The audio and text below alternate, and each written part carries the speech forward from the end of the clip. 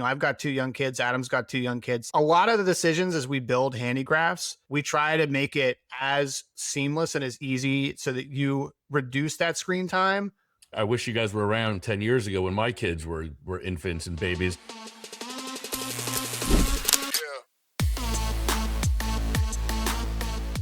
And welcome back to yet another edition of the Business of Betting podcast. I'm sure there's a better way to phrase this, but this is my first three-way.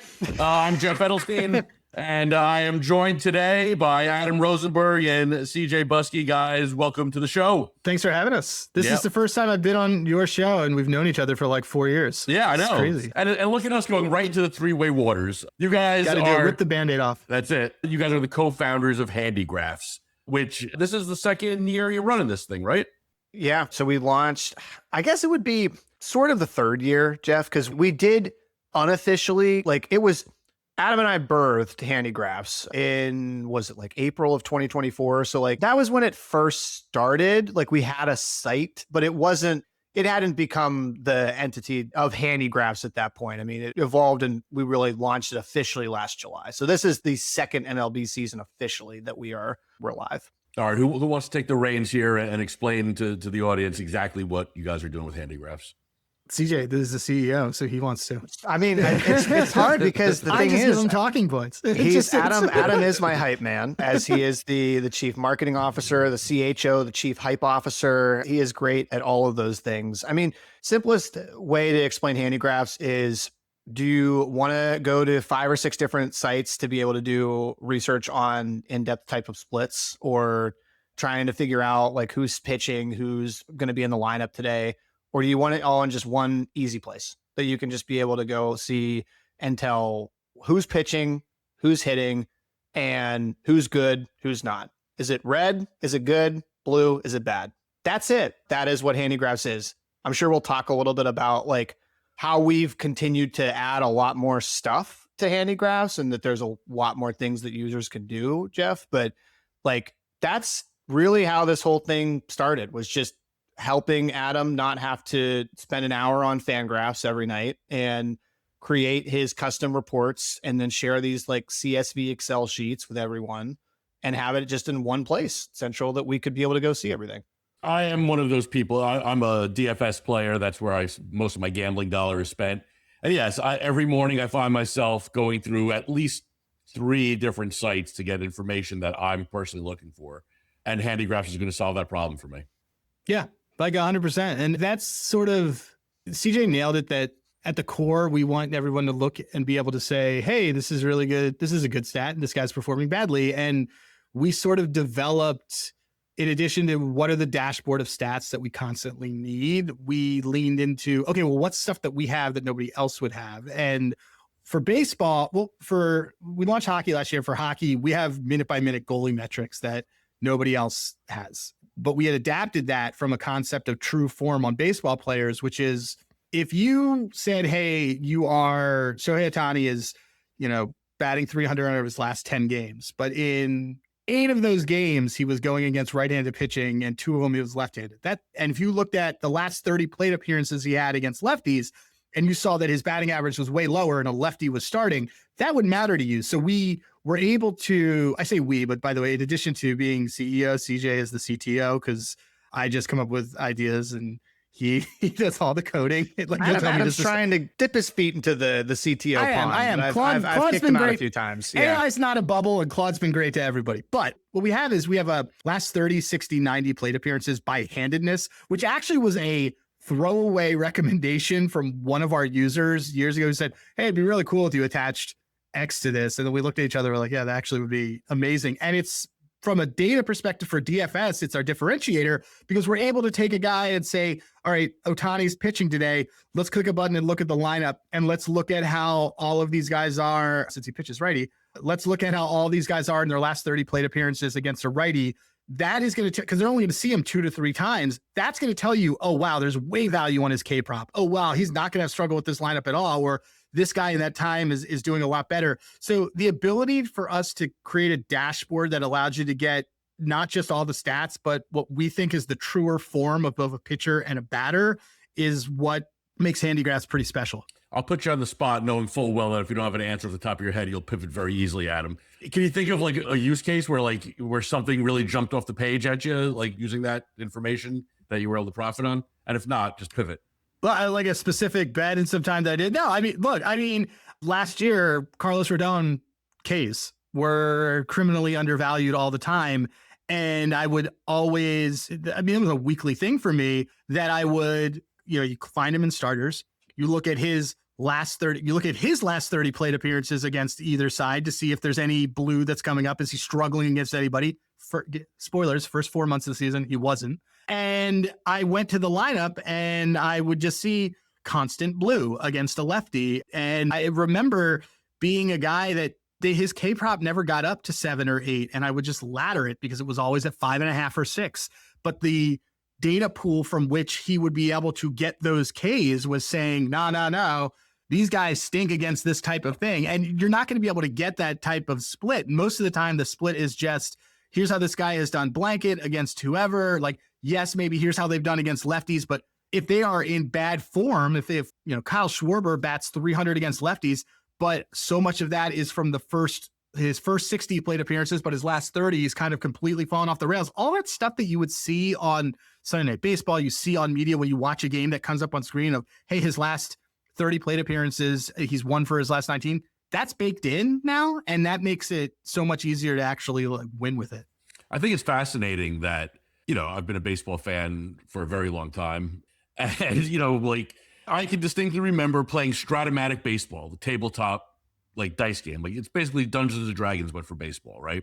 And I remember I'm 8, 9, 10 years old. I'm like, man, these guys, this guy should be batting leadoff. He has so many more walks than so many other people. And this was, batting average was the only stat that mattered in 1980, right? And I felt like, oh man, there's other ways to break into this.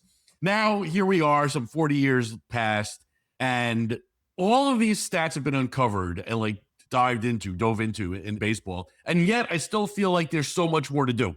I still feel like we're not all the way there. And I think the thing is too, Jeff, all right, so the whole Moneyball revolution happens in baseball, right? That's the Billy Bean stuff, the movie comes out, et cetera. And to a point, just if we're just talking about just the game in general being influenced and run by analytics, you could make a strong case that in the last 10 years, analytics has negatively impacted the game on a number of different areas, but one of them being the ability to do the switch or to be able to have, use analytics in that way, like the Houston Astros had done, a team that Adam and I have trashed, no pun intended, on our preview pod. But to your point, Jeff, if you're really into baseball, about these things. About weighted on base average, about expected batting average or WRC plus.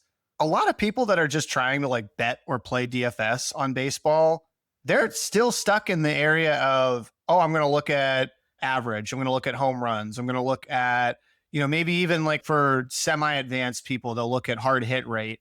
But it's one thing to even look at those numbers. It's another to actually realize what's good in comparison to other players. I think Baseball Savant does an excellent job of doing this, but Baseball Savant is more of a season type of source that you're going to go to and look at these different percentiles. So if you're playing season type of baseball or fantasy baseball, great. Baseball Savant is a awesome source that you can go and see if a guy that, we traditionally love is Christopher Sanchez. You would have seen that he had a lot of those expected metrics in dark red, and that's pretty easy to tell.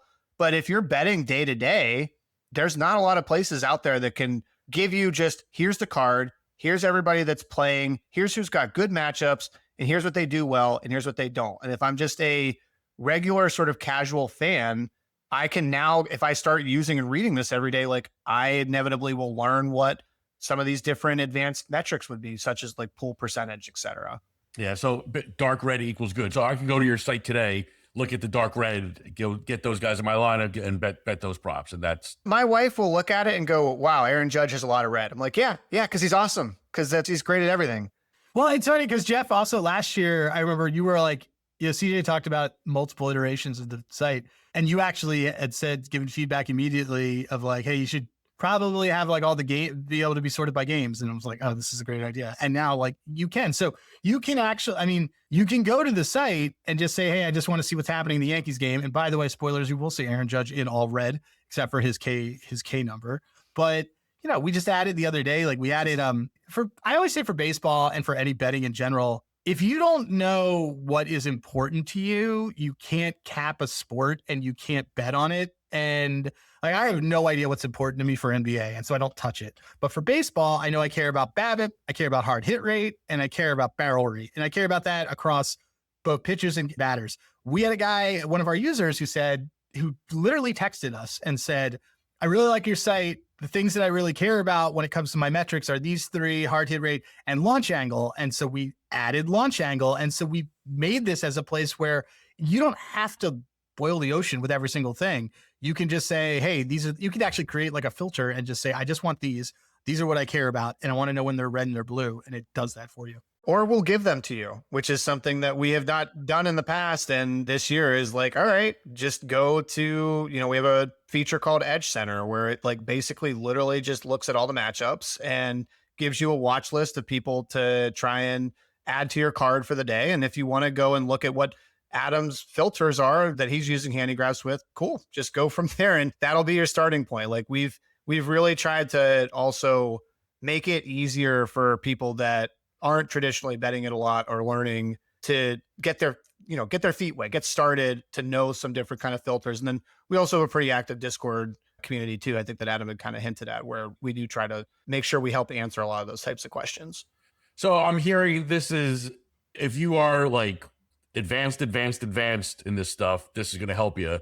If you're just trying to like get your feet wet in it, this could help you. We are definitely on both sides for sure. Like if you are a part of a professional syndicate or group, you want to use it. I think there's a ton of value for what we have from the ability to, take our data and export it. And you want to use that and feed that into a type of model, either a predictive one you're using, or if you want to use like ChatGPT, great. Like there's a lot of value there for that. One of the things that we're not just focused on, like with the sort of professional type of audience or groups or people that are super experienced, is opening up Handigraphs at some point to being more like as a sort of business to business friendly. And what I mean there is like, look, you'll be able to help kind of query our data. Like if you want to populate your own models, great. We'll have an API like that'll be able to help you pull that data in. So we'll have that section. We'll have kind of that group of users that will find that data useful. And then you've got the sort of just, I wouldn't say Joe Schmoes, but like just casual bettors every day that want a cheap tool that they can quickly go and research and try and learn and figure out what to do. And, if you want to we have a agent, like an AI sort of chatbot, and ask Handigraphs that is part of the site now too. Jeff, you could go in right now and say like, tell me who is going to hit a home run today. And it will use our data and specifically know what these different metrics and terms mean. And look, it's not going to probably give you the exact answer that you ultimately will bet, but it's certainly going to make it a lot faster for you to go research and do this, to kind of get whatever bets you want to get in or those lineups that you want to play for the day. Outside of like the one-stop shop, and maybe that's the answer though, it's a crowded field, statistical analysis, right? You guys are obviously new to it as far as like the business. How do you break through the noise? How do you get this in front of people? One of the easiest ways that we try to do that is we actually build ourselves as something that's a complement to most stuff that's out there. So look, CJ and I met in the Outlier Discord because I have babies who bet, and his Twitter handle is That's That Bet. And I said, oh, we were meant to be friends. And CJ's like, I cannot get rid of this guy. And then this is just how it happens. Like all of our users are also using another product that's out there. Like the thing that is, I don't say that we compete with anybody because we don't, but the thing that people would use instead of us is probably a FanGraphs, or you're only using Baseball Savant, or you're only using maybe a Ballpark Pal or something like that. But we set ourselves up as the trend of people and bettors being less into hit rates and less into trends, because we've seen it. They don't care about people going 8 for 10. They're saying, well, I want to know why was he 8 for 10? They care about having they want to have stuff where they can export their data and put it into their AI client and say, give me the answers or do something with it. We kind of build ourselves so that we could sit in between all of this. And that way you have your outlier or your rhythm or your Hall of Fame bets or whatever it is, subscription, your prop players, all these different things, you could have that. And then you're just going to our site like you would at any time, any other way, and just saying, well, here's how I know what I'm talking about, versus being, because a lot of folks, especially in like the content creation space, are saying, hey, this is a player that I like. We're here to answer why. And a lot of sites don't allow you to do that. A lot of sites make it as a trust us, bro. And ours is, well, why is Colson Montgomery someone who I think might hit a home run today? I don't know. Maybe it's because he's got a 187 WRC plus over the first 3 games and his launch angle is like 36.8. So it's sort of, we want you to be able to say why something happens, because people are starting to ask those questions to all the different platforms. And we kind of allow you to be comfortable with that data as well. I would say too, Jeff, like one big emphasis I know for me personally has been, so you mentioned like the statistical analysis, right? Like it's a very crowded field. And especially with the ability for people using things such as Claude Code or being able to use some of the different AI type of services, like you can put together a statistical type of table that you want fairly quickly. Like if you sit down and you have a few beers, like it's not hard to do that right now. Whereas like building software, even 3 or 4 years ago, that was a big sort of gap or obstacle that you had to conquer in order to kind of put that together. But I think what we've also tried to focus on is, okay, great. You can use an app to look up a hit rate. You can use an app to look at something's EV. You can look at a ballpark pal or whatnot that'll tell you like, here's today's matchups, et cetera.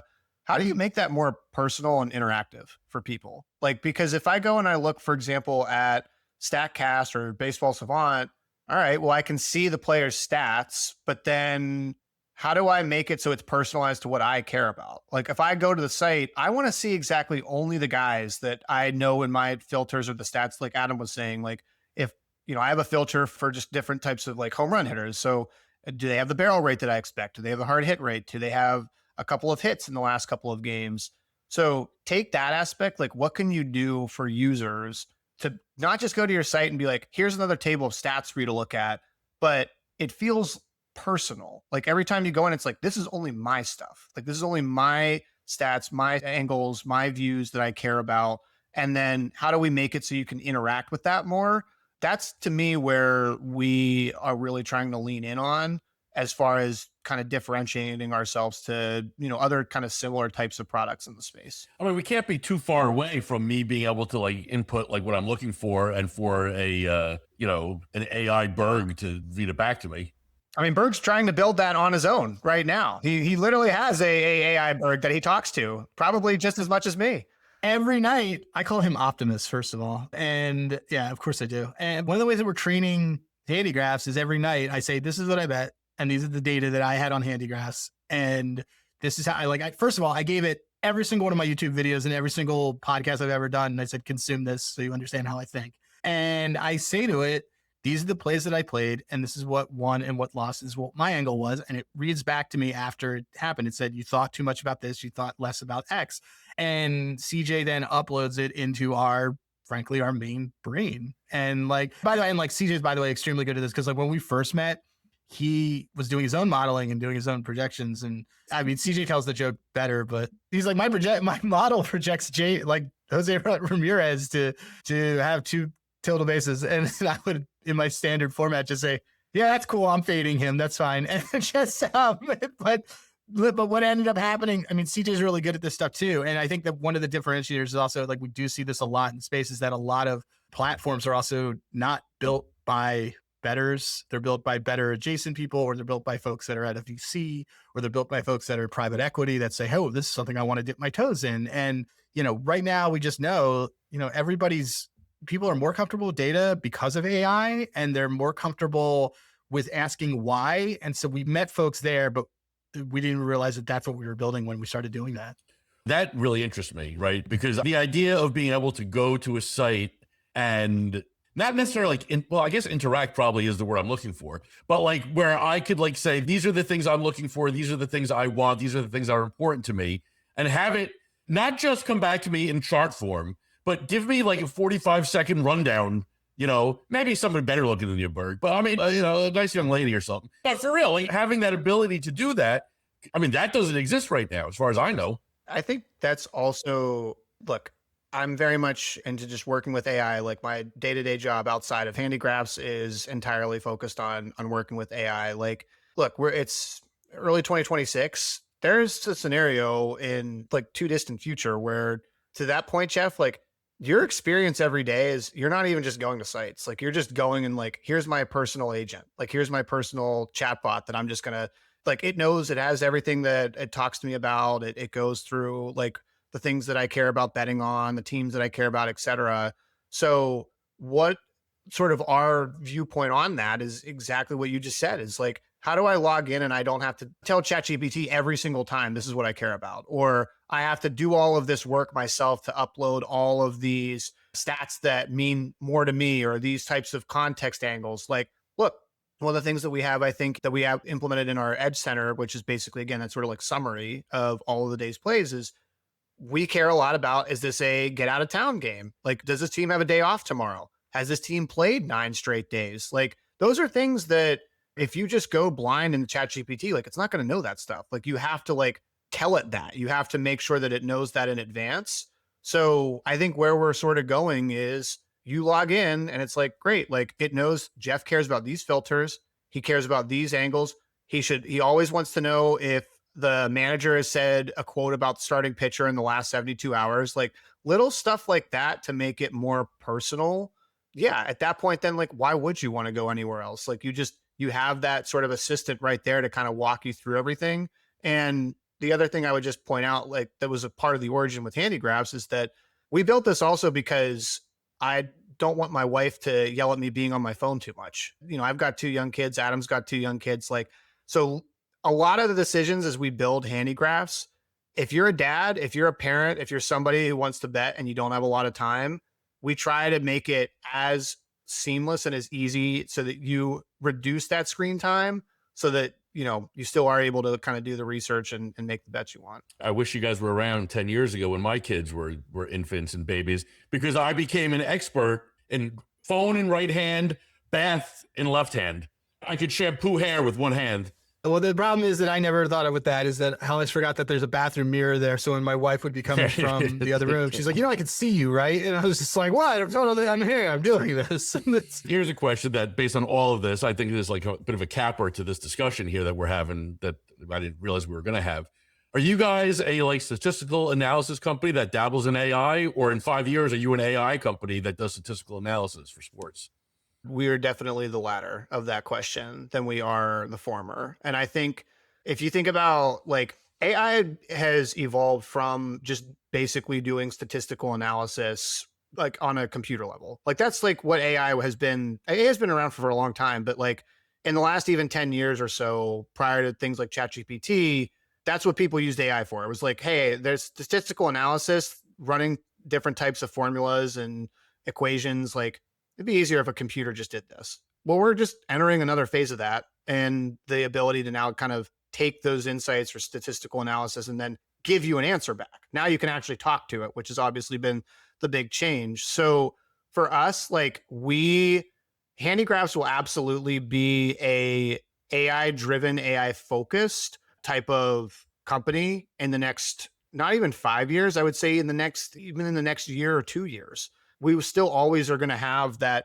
You can't have good AI, you can't have good chatbots, you can't have good experiences unless you have really good data. And that's what Adam and I have worked really hard the first couple years is to build those data sets that we need.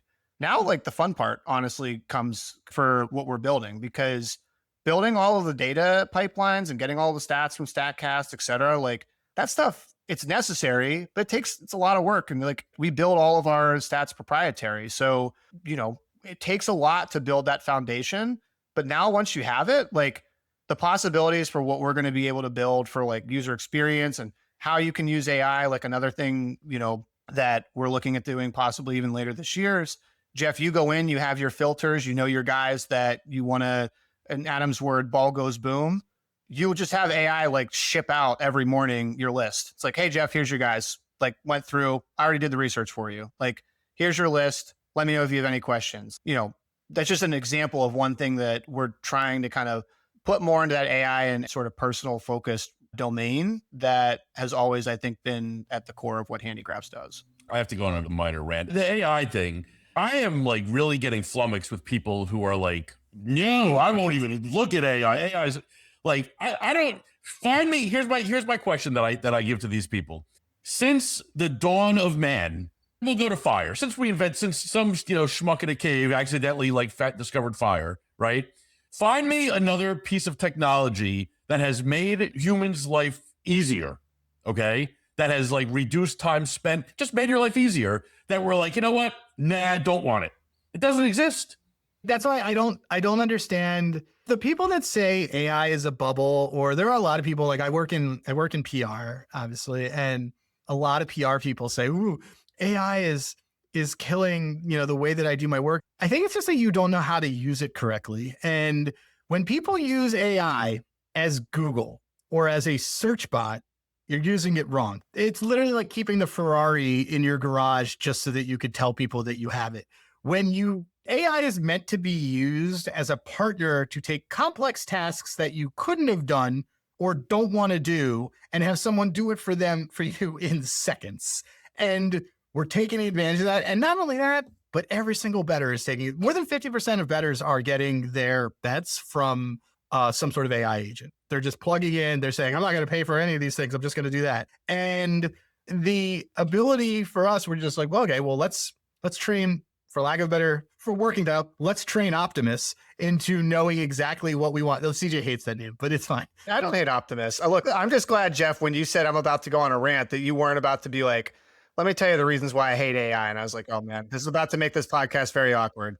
Yeah, it's just the best way is that I use AI for one of my clients where every 2 weeks it's running a social media report and it knows exactly what to scan. The other week for the NCAA tournament, I've constantly wanted to track race to 10 scores because I think they're the most fun bet in NCAA tournament. What did I do? These game logs are all over the internet. What did I do? I had Claude create a script for me that found in GitHub all of the play logs from the last 10 years, went through all of them. This whole entire process, by the way, took it 20 minutes, went through all of them, coded all of them, gave me win rates for when these are teams that were in the tournament, not. Like an hour later, I had my own dashboard that I was able to use. Why would you run away from things that are clearly making your life easier? And, and that's why I welcome our robot overlords. And if you're listening to this right now, Terminator 2 is my favorite one. I think you guys were in the right, and I'm a big Skynet guy. I come from the world of journalism. I spent 25 years at the Trentonian newspaper, which using a baseball analogy, double A ball. As a native Philly, I would put it at AAA to major. I think Trentonian is big. 45 minutes from my house. That's a paper that I read. AAA. I'll grant you AAA. So I've been there. I was there. I still write a column a week there, but I was there for 20 odd years. I wrote 4 columns a week. My Google Doc drive, there must be 1,000 quarter started, half started, 3/4 started columns that I just started. I didn't have an idea to finish it. For years, I never cleaned anything out. I used to see my email folders. It's dating back, 20 years. But anyway, this is about a year ago. One day I'm bored and I'm just poking around my old docs and I pull up a column that I'd started writing like 10 years ago. And I said, well, let me see what Claude's got to say about this. I am not a subscriber at this point. It's like a cold case file type of thing, Jeff, where it's like, let me go through all these like cold case articles that I haven't finished, That's what I was doing. I pull one out and I go to Claude and I plop it in Claude and I say, this is the beginning of something I started. What do you think? Any ideas? And it immediately gave me ideas. And then I had an idea. I said, who do you think wrote this? And said, well, based on this, that, and the other thing, it sounds a lot like Jeff Edelstein of the Trento. I'm like, well, fuck. Like, that's when it won me over. I'm like, I'm not George Will over here. I'm not Stephen King, but it recognized me. I'm like, holy shit, this thing is pretty cool. And then from there, I've been using it so often for everything. It has cut down the amount of time that I spend doing bullshit. You brought up such a great point there too, Jeff, and this also is in relation to how we see people using Handigraphs. It's so great. It's just brainstorming. There's so many instances where you're sitting at your desk or you're at home and you're like, you need something to almost talk back to, even if it's doesn't have to necessarily give you the answer, but just as a way to help brainstorm and kind of think through some different things. Like, have you thought about this? If I go to Claude today and I'm going to ask it, all right, look, I'm looking at betting, let's say, I don't know, Chris Bassett, like over his strikeout number, like Claude's probably going to have a lot of opinions on what are some things you should be thinking about or what are some questions you should be asking. So like, I think they sometimes look at AI as like, well, if I go in and I ask it something and I don't get an answer, then it's just crap. It's not worth it. Or I got a hallucination. I get the wrong answer. It's like, well, one, it's only going to, you have to think of every time you work with AI that it's completely starting with a blank, fresh slate, knows nothing about you. So you have to do ways to kind of help it figure out what it's supposed to be working on. And then at the same time, like, even if you're just using that as a way to kind of think through and kind of discover some things, I always say people will get good and learn how to use AI by just using AI. Like, just use it. You'll see as the models change what has gotten better, what has gotten worse. And so like for the site, for Handigraphs, like we are conscious of that and we practice what we preach. Like as Adam said, like he's got Optimus, like I use our Ask Handigraphs agent to, kind of answer things. And when I see it start to go off the rails, okay, that's something I should probably be looking into and thinking about. Why is the AI thinking that way? What stat did I not give it to kind of use as context? So yeah, I mean, it's just goes to the point of like, the more you use that, just like look at our parents learning email, right? Like people didn't even know how to use email. People thought email was stupid. Now it's like everybody obviously has an email. Like my 91-year-old grandmother has an email. As hard as it is to believe, I went to college and no one had cell phones. There's a period of time where people purely communicated by AOL Instant Messenger away responded and your white bulletin board. So imagine if those things had just stuck that way and people had said, well, the problem with that you having a phone is that I could reach you at any time. Or the problem with having a phone is that I could work and be accessible at any time if you needed me for whatever, as things become more fluid. CJ sort of nailed it, that the thing with AI is that you have an adversarial relationship with it if you treat it like something that's going to replace you. If you treat it like something you are cultivating and building on your own, it's like you a Next Generation guy, or am I the only Star Trek nerd here? But like, it always reminds me of when like Data created a child in one of the Star Trek Next Generation episodes. And, the child doesn't know what the episode's called, The Child. He doesn't know anything unless he starts teaching it. There's all these themes from that show, by the way. Everyone should absolutely go back and rewatch these shows that were 91 through like 97. But that's the thing, is like, treat it like a child of like, what do you want it to value? What is it saying wrong? Like the same way I do with my son or daughter, except I don't just communicate with them through a keyboard, but they don't know any better unless you're teaching them how this works. And now, like my daughter at 4 is fantastic at her style and what clothes are great, and Taylor Swift. I ask her what's going on, and she is my much easier way of knowing what is cool for pop culture. I learned 6'7" from my 4-year-old, so I had no idea what it was before that. I'm at the point now where I just actually experienced this with one of my kids. If I could walk into a doctor's office with like a malady that isn't perfectly clear, if they're not using AI, I want a new doctor. Every tool imaginable should be at your disposal. We should not be sticking our nose up at it. Let me ask you this, Berg. Is there anyone in the gambling industry you haven't met personally? I don't know. I guess I haven't.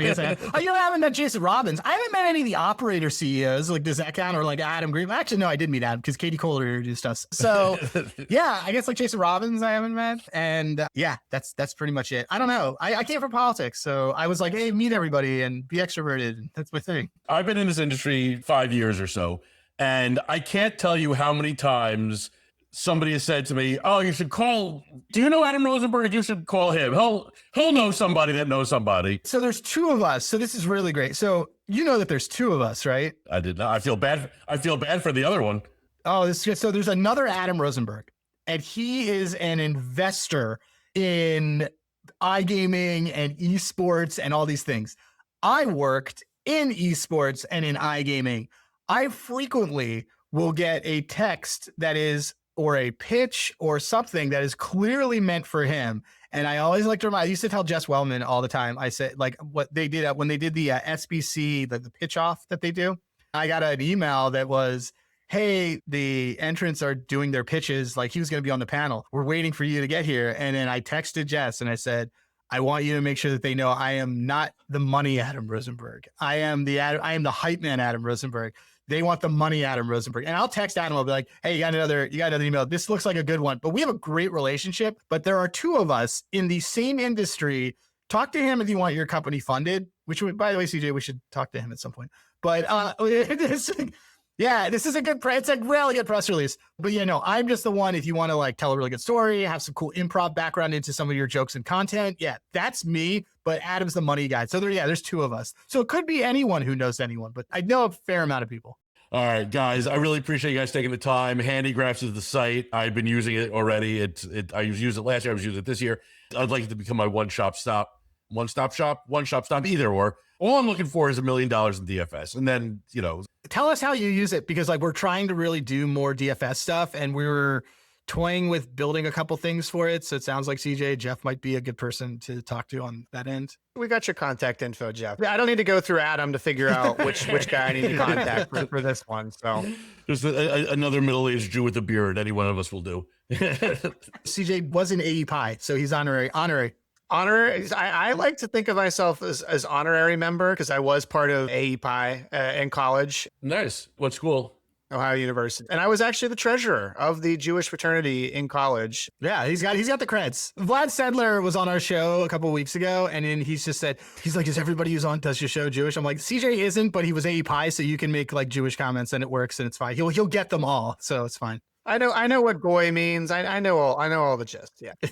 I was just having a conversation yesterday with my wife, who is not Jewish, but we've been together now for 26 years.